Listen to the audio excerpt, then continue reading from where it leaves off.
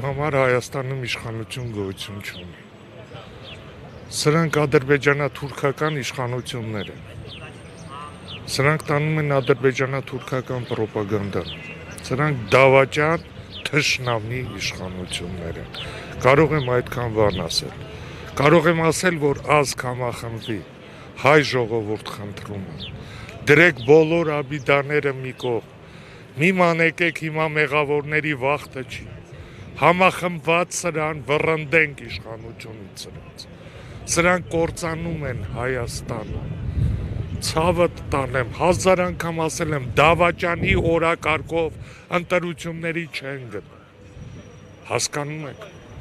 Սրանք դավաճան են, սրանց հետ չի կարելի, ոնց կարելի է դավաճանի հետ գնալ ընտրությունների։ Մի հատ հարց եմ տալի։ Ես ասում եմ դու դավաճան ես, սրիկա ես, դու թշնամի ես, ու ես նրա հետ գնում եմ ընտրությունների։